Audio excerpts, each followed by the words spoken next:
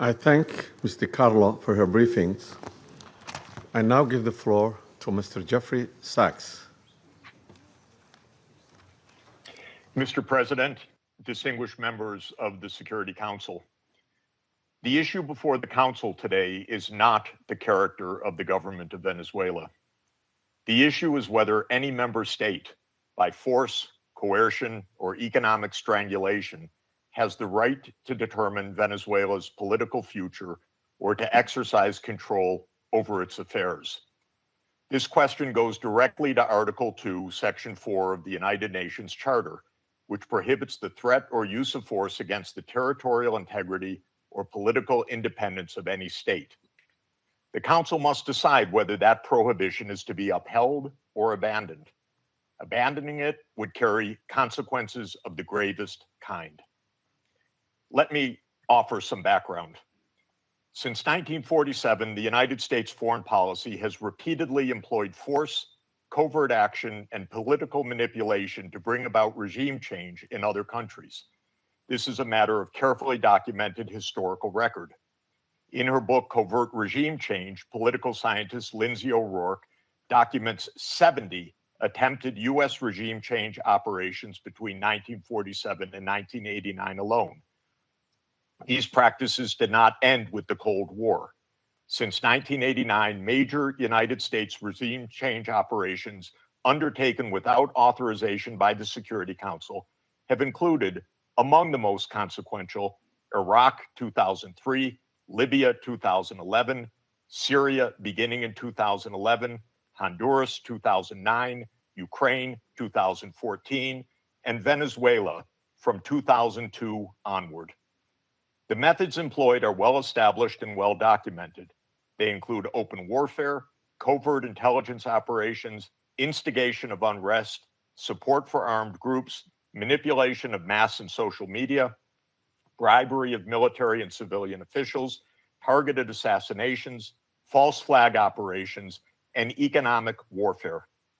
These measures are illegal under the UN Charter, and they typically result in ongoing violence, lethal conflict, political instability, and deep suffering of the civilian population. The recent U.S. record with respect to Venezuela is also clear. In April 2002, the U.S. knew of and approved an attempted coup against the government. In the 2010s, the United States funded civil society groups actively engaged in anti-government protests. When the government cracked down on the protests, the U.S. followed with a series of sanctions. In 2015, President Barack Obama declared Venezuela to be, and I quote, an unusual and extraordinary threat to the national security and foreign policy of the United States.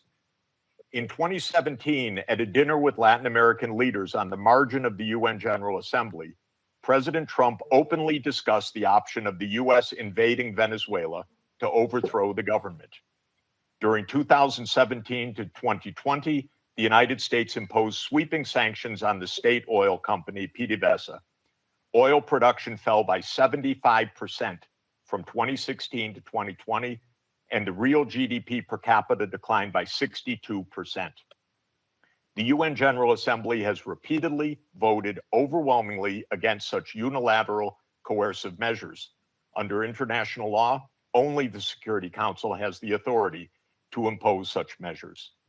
On the 23rd of January 2019, the United States unilaterally recognized Mr. Juan Guaido as interim president, and a few days later froze approximately $7 billion of Venezuelan sovereign assets held abroad and gave the designated authority over certain of these assets. These actions form part of a continuous U.S. regime change effort spanning more than 2 decades. In the past year, the United States has carried out bombing operations in 7 countries, none of which were authorized by the UN Security Council, and none of which were undertaken in lawful self-defense under the Charter. The targeted countries include Iran, Iraq, Nigeria, Somalia, Syria, Yemen, and now Venezuela. In the past month, President Trump has issued direct threats against 6 UN member states, including Colombia, Denmark, Iran, Mexico, Nigeria, and of course, Venezuela. Members of the Council are not called upon to judge Nicolas Maduro.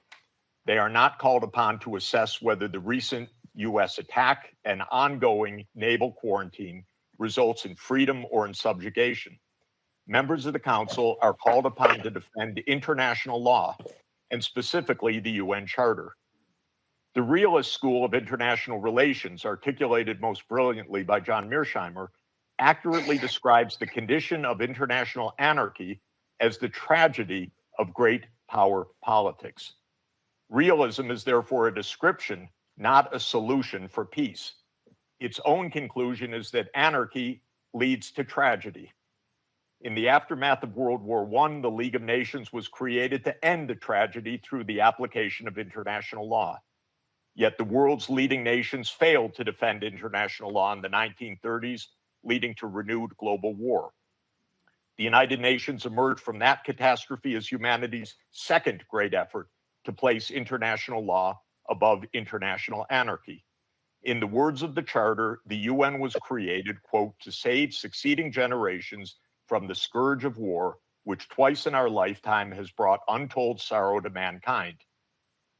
Given that we are in the nuclear age, failure cannot be repeated. Humanity would perish. There would be no third chance. To fulfill its responsibilities under the Charter, the Security Council should immediately affirm the following actions. The United States shall immediately cease and desist from all explicit and implicit threats or use of force against Venezuela. The United States shall terminate its naval quarantine and all related coercive military measures undertaken in the absence of authorization by the UN Security Council. The United States shall immediately withdraw its military forces from within and along the perimeter of Venezuela, including intelligence, naval, air, and other forward deployed assets positioned for coercive purposes. Venezuela shall adhere to the UN Charter and to the human rights protected in the Universal Declaration of Human Rights.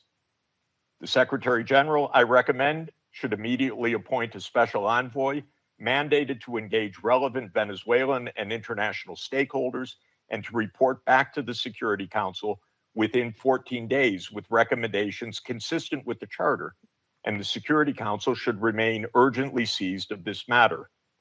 All member states should refrain from unilateral threats, coercive measures, or armed actions undertaken outside the authority of the UN Security Council. In closing, Mr. President and distinguished members of the Council, peace and the survival of humanity depend on whether the United Nations Charter remains a living instrument of international law or is allowed to wither into irrelevance. That is the choice before this Council today. Thank you very much. I thank Mr. Sachs for his briefings. I now give the floor to Ms. Mercedes de Fratea.